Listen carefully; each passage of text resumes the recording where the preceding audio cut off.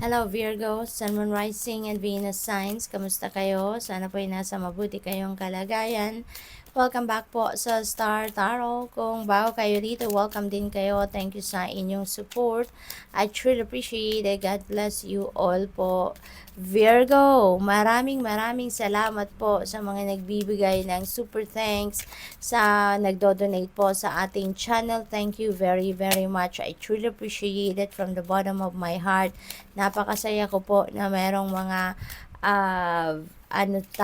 mga ka-Star Tarot dito na very generous, no? Thank you for your generosity. God bless you more po, Virgos. Thank you, thank you. Hala, nagbagsakan na ang inyong mga cards. Wow, paunang mensahe po ninyo, Virgo, we have success. Ayan, malapit na ang Pasko, kaya talagang nasa puso po ninyo ngayon ang pagbibigay, no? Ang hayag ninyo ng pagmamahal, no? Para din sa akin, thank you very much talaga.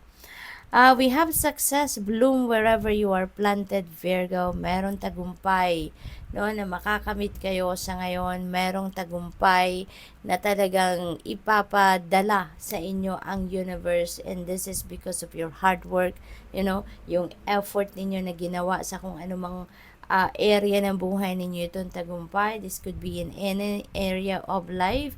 Maaaring sa trabaho ninyo to, sa relationship ninyo, sa career, sa negosyo. This could be in any area of life na tagumpay na to.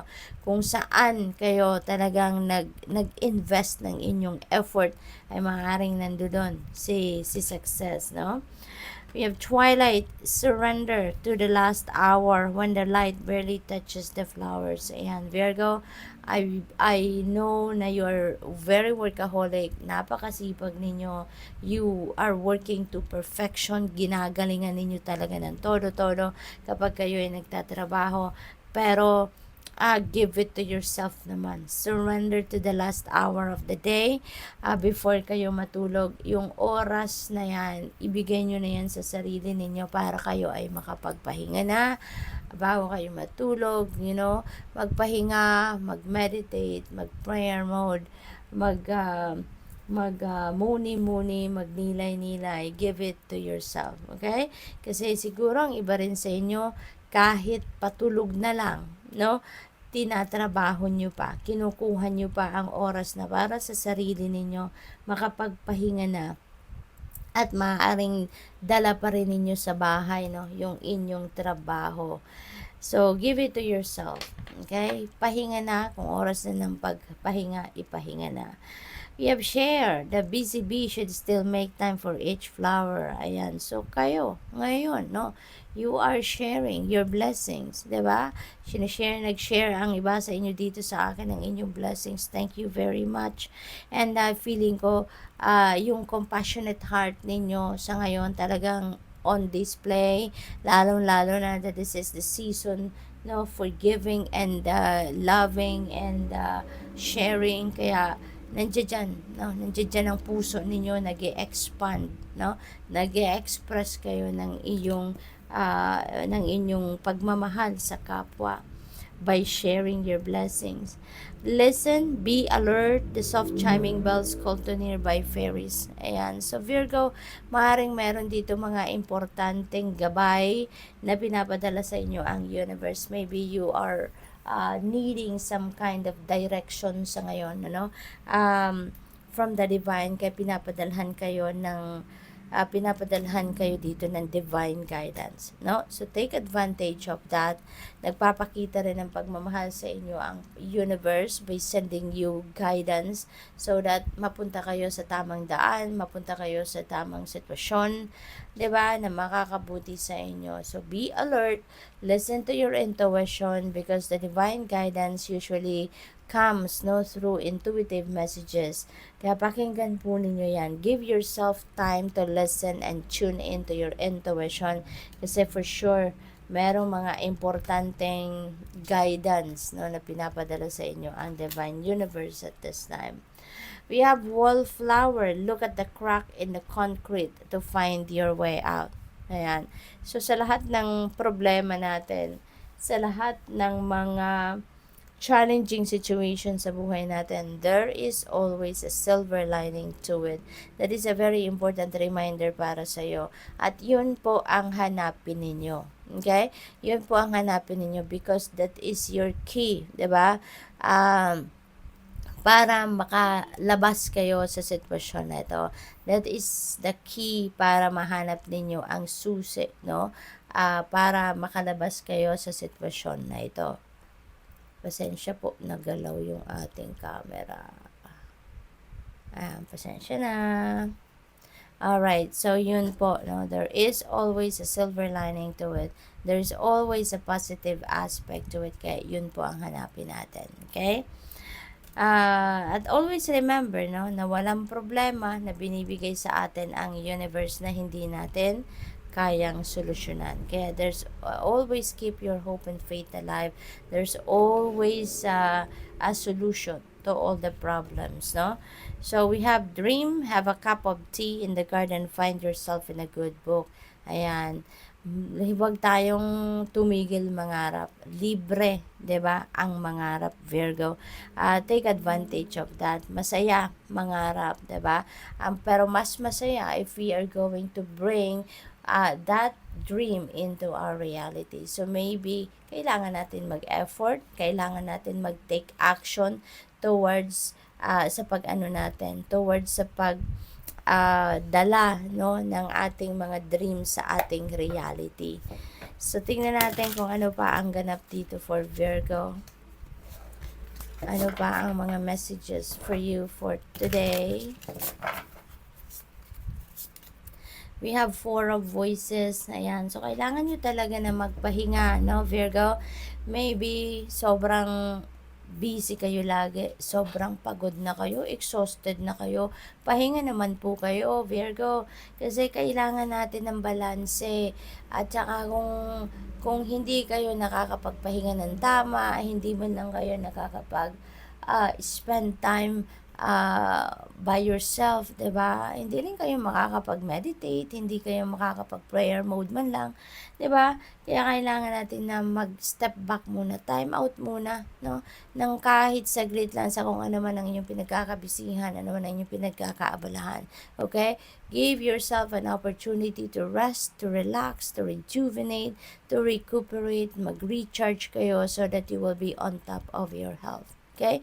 Kasi kahit marami tayong inaasikaso, kahit marami tayong gagawin, if we are on top of our health, kayang-kaya nating tapusin yan. No? Kayang-kaya nating ma-achieve kung ano man ang mga gusto nating ma-achieve. No? What else? We have Knight of Emotions. There is an offer of love. For some of you, Virgo, meron dito magpapahayag ng kanyang pagmamahal sa iyo. Meron magko-confess ng kanyang romantic interest sa inyo. Meron nagmamahal sa iyo dito in secret, no? Meron nagmamahal sa inyo dito from afar. Pero ngayon, maaring maglakas ng loob na siya na magpahayag ng kanyang nararamdaman sa iyo. Especially if you are single, no, Virgo? What else? We have 5 of materials.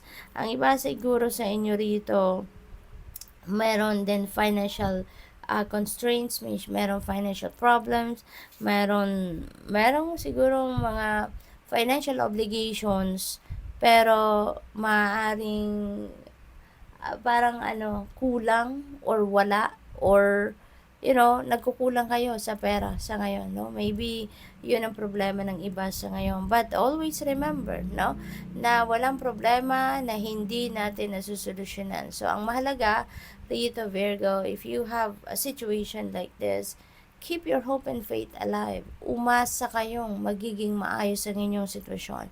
Umasa kayong meron dadating na tulong, or umasa kayong meron dadating na breakthrough. Umasa kayo na magkakaroon kayo ng enlightenment and guidance ng universe, at you will be guided, no, kung paano ninyo ito masosolve na problemang ito. Okay? Huwag na ninyong isipin ang problema, no?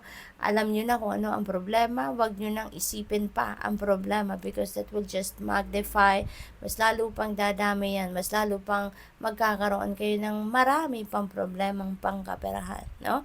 Kaya, once na na-figure out nyo na kung ano ang problema, then move forward na kayo, mag-isip na kayo kung ano yung magagawa ninyo para masolusyonan ninyo ang problemang ito.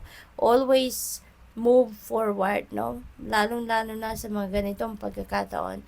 Huwag kayong ma-stuck, no, sa problema itself. Kundi, once na nalaman na ninyo kung anong problema ninyo, move forward, mag-isip na kayo, maghanap na kayo ng kung ano ang magiging solusyon sa inyong problema. Okay? Even in the darkness, look at that. No, 'di ba? Yung card ninyo ang dilim because nandoon kayo sa dark ngayon, situation ng iba sa inyo. Pero there is light, no, in the middle of the card and that is hope. 'Di ba? Nagliliwanag ang hope, ang pag-asa na meron solusyon sa iyong problema. Okay? Kaya magtiwala lang kayo. Believe, no? Believe that your situation will improve. Believe, kasi kung ano yung pinaniniwalaan ninyo, yun ang mangyayari sa inyo. 'Di ba? Kaya if you believe na magtatagumpay kayo sa problemang ito, makukuha ninyo yan.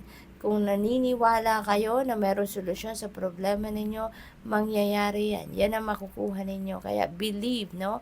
Believe that you are going to, surpass this situation, kung ano man ang problema ninyo dyan. We have the world cosmos. This is ending and beginning energy. See? Magbabago ang inyong sitwasyon agad-agad. Katabi niya si success card, kaya mapagtatagumpayan ninyo ito, no? And this is number 5. So number 5 resonates with change. Kaya definitely this situation is going to change for the better, no? This is an ending and beginning. So magi-end ang problema ninyo rito because masosolusyonan ninyo yan, and you are going to change your situation eventually, and you're going to start something fresh. You're going to start a new phase in your life, no? This is also about completion and achievement, no? And success, no? This is a success time para sa inyo, Virgo. Meron kayong mga bagay ginagawa rito na mapagtatagumpayan nyo na. Meron mga bagay dito ginagawa ninyo na ma-achieve nyo na, no? Makukompleto nyo na, matatapos nyo na. So that is a time for success for you. And there is also yung mga successes na yan is going to open up new doors para sa inyo, Virgo. Kaya good luck, no? Good luck sa inyo. This is also about travel. Kaya maaaring ang iba sa inyo is going to travel as well. This could also be an international travel for whatever reason. So good luck. Thank you for watching Love and Light. Namaste.